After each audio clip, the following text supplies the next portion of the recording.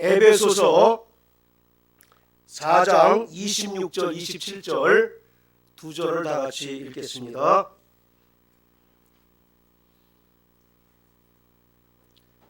에베소서 4장 26절 27절 우리 다 같이 큰 소리로 읽어보겠습니다. 시작. 분을 내어도 죄를 짓지 말며 해가 지도록 분을 품지 말고 마귀에게 틈을 주지 말라. 아멘. 여러분들도 뉴스를 통해서 아시겠지만 저 신림역 근처에서 30대 사람이 전혀 그 사람한테 억가심정도 없는 상황에서 4명을 칼로 무참하게 찔러가지고 1명은 살해당했고 3명은 다쳤다고 하지 않습니까? 그 신림동이 제가 상주에 내려오기 전에 주로 활동하던 그 무대였습니다. 직장 다니면서 살던 그 무대가 그쪽이었고 저희 처가집도 또 거기서 멀지 않은 그런 곳이에요. 그래서 굉장히 그 뉴스를 주의 깊게 봤는데 그 배경들이 저한테 굉장히 익숙하더라고요. 제가 왜 이 말씀을 드리느냐면 점점 말세가 되면 될수록 사람들이 자기 감정을 추스리지 못하고 자기 안에 있는 분노를 추스리지 못해서 많이 들어보셨을 겁니다. 분노 조절 장애 그런 거 들어보셨잖아요. 정말 자기 안에 있는 분노와 화를 주체하지 못해서 전혀 자기한테 해코지 하지 않은 사람을 그냥 아무 이유 없이 범행을 저지르는 것을 묻지마 범행 이야기하지 않습니까? 성경은 이것에 대해서 분명히 이야기하고 있습니다. 디모데후서 3장에 보면 말세에 고통하는 때가 이르리니 사람들이 절제하지 못하고 자기 감정을 절제하지 못한다는 얘기죠. 그리고 조급하고 또 사납다라고 이렇게 얘기합니다. 여기서 사납다라고 하는 것은 맹수를 연상하는 그런 단어를 사용을 했어요. 그러니까 물론 그 이전에도 이전 시대에도 그런 모습들이 있었겠죠. 그런데 말세가 되면 될수록 사람들이 더 그런 모습들이 많이 나타난다는 것을 성경은 기록하고 있습니다. 우리는 보통 분노 그러면 일단 부정적으로 생각하잖아요. 그리고 분노는 잘못된 것이다 라고 이렇게 생각을 합니다. 또 성경도 그렇게 이야기하고 있지 않습니까?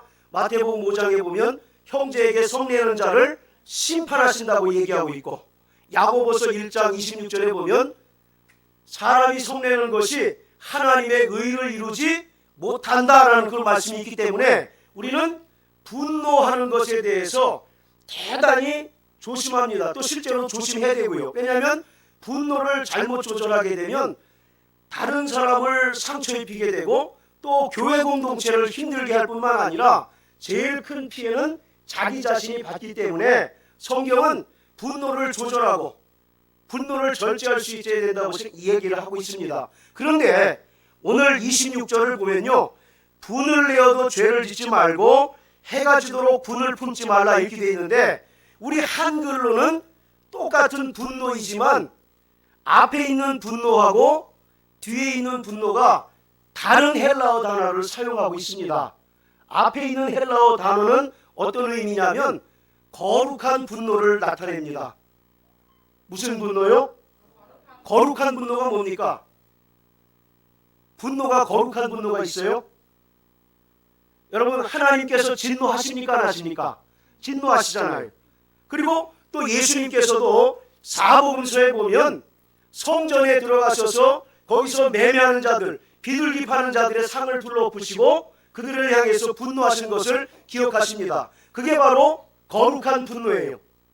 죄에 대하여 또 불법을 저지르는 것에 대하여 분노하는 것을 성경은 거룩한 분노라고 이와 같이 얘기합니다. 그래서 앞에 분을 내어도 라고 할 때 이 분노는 거룩한 분노를 말하고 있어요. 오늘 우리에게 거룩한 분노가 있어야 합니다. 할렐루야. 그래야 우리가 죄를 미워할 수가 있어요. 그래야 우리가 신앙적으로 나태하고 또 열심을 내지 못하는 자신에 대해서 분노할 수 있어야 우리가 더 신앙적으로 열심을 낼 수가 있습니다. 우리 한번 시편 97편 한번 다 같이 찾아보시겠어요? 시편 97편. 제가 오늘 딱히 설교를 준비하지 않고 왔기 때문에 두서없어도 좀 양해를 해주시길 바랍니다. 시편 97편 20절. 자, 우리 다 같이 큰 소리로 한번 읽어주십시오. 97편 20절. 어?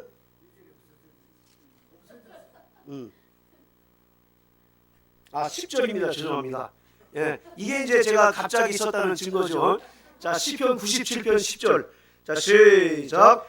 여호와를 사랑하는 자는 너희여 악을 미워하라. 그가 그의 성도의 영혼을 보존하사 악인의 손에서 건지시느니라. 할렐루야. 여호와를 사랑하는 너희여 악을 미워하고 죄를 미워하라. 성경은 말씀하고 있습니다. 여러분, 하나님께서 가장 미워하시는 게 뭘까요? 죄입니다. 왜냐하면 하나님은 공의로우신 분이시기 때문에 죄와 짝할 수 없고 죄를 미워하시고 그래서 죄인과 함께 하실 수 없는 분이에요.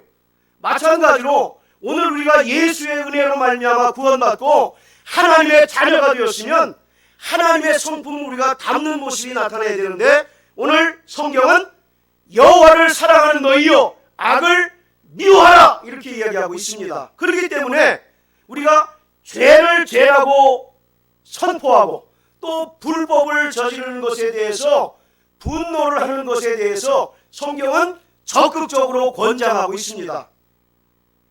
할렐루야. 예. 자, 또 우리 예레미야 8장을 한번 다 같이 보세요. 예레미야 8장. 자, 10절 11절입니다. 11절 12절입니다. 시작. 그들이 딸 내 백성의 상처를 가볍게 여기면서 말하기를 평강하다 평강하다 하나 평강이 없도다. 그들이 가증한 일을 행할 때에 부끄러워하였느냐? 아니라. 조금도 부끄러워하지 않을 뿐 아니라 얼굴을 붉어지지도 아니하였느니라. 그러므로 그들이 엎드려질 자와 함께 엎드려질 것이며 내가 그들을 벌할 때에 그들이 거꾸러지리라. 여호와의 말씀이니라. 타락한 자들은 죄를 부끄러워하지 않는다는 겁니다. 죄를 저지르면서도 조금도 부끄러워하지 않고 또 범죄를 저지르면서도 얼굴이 붉어지지 않는다라고 말씀하고 있어요. 이것이 타락한 사람들의 일반적인 모습입니다. 그래서 그들은 죄를 저질러도 나만 저지르는 게 아니고 다른 사람도 저지르는데 왜 나한테 그러느냐, 나한테만 그러느냐 이렇게 자꾸 자기를 합리화합니다. 그러나 아까 우리가 시편 97편 10절에 읽었죠. 여호와를 사랑하는 자는 뭘 미워한다고요? 악을 미워하고 죄를 미워한다라고 말씀합니다. 이것이 바로 거룩한 분노입니다.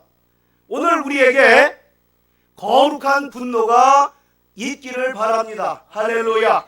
그래야 우리가 회개가 터져나오는 거예요. 죄가 죄인 줄 알지 못하고 또 내가 죄를 저질렀다 할지라도 그것을 부끄러워하지 않고 얼굴이 붉어지지 않으면 어떻게 회개가 되겠습니까? 그렇지 않습니까? 그러니까 오늘 에베소 4장 26절에 분을 내어도 할 때는 오늘 우리에게 거룩한 분노가 있기를 성경은 말씀하고 있는 거예요. 그럴 때 오늘 우리에게서 회개가 터져나오는 것이고 우리가 정말 신앙적으로 나태하고 신앙적으로 슬럼프에 빠졌을 때 거룩한 분노가 우리에게 있을 때 자신을 자책하면서 다시 신앙적인 열심을 회복할 수가 있는 것입니다. 자, 따라하세요. 나 영혼아 거룩한 분노가 있자. 할렐루야. 자, 우리 고린도후서 한번 7장을 다 같이 보세요. 고린도후서 7장.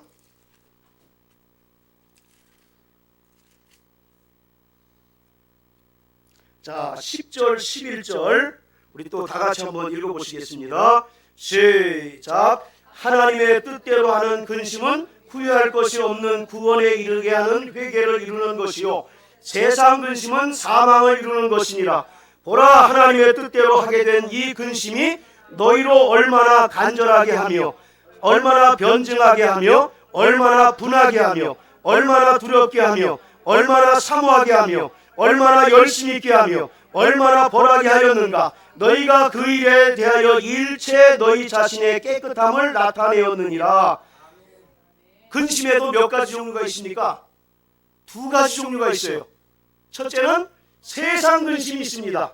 이 세상 근심은 우리를 멸망에 이르게 한다라고 말씀하고 있어요. 반면에 하나님의 뜻대로 하는 근심은 구원을 이루는 회개케 하는 근심이다라고 말씀하고 있습니다. 그러면서 11절 거기 보시면요, 보라 하나님의 뜻대로 하는 근심이 우리를 얼마나 간절하게 하는지, 하나님의 은혜 받고자 정말 우리를 얼마나 간절하게 하는지, 그리고 또 얼마나 변증하게 하고, 여기 나오지 않습니까? 얼마나 분하게 하는지.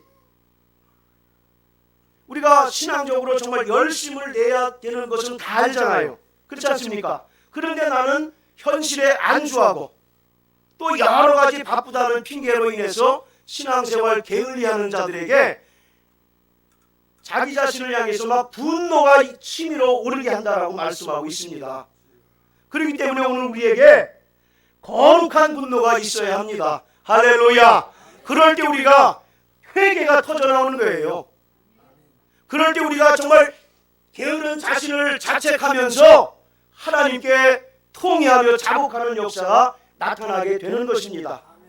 그래서 우리에게 정말 거룩한 분노가 있게 되시기를 바랍니다. 자, 그리고 다시 에베소 4장으로 돌아가서요.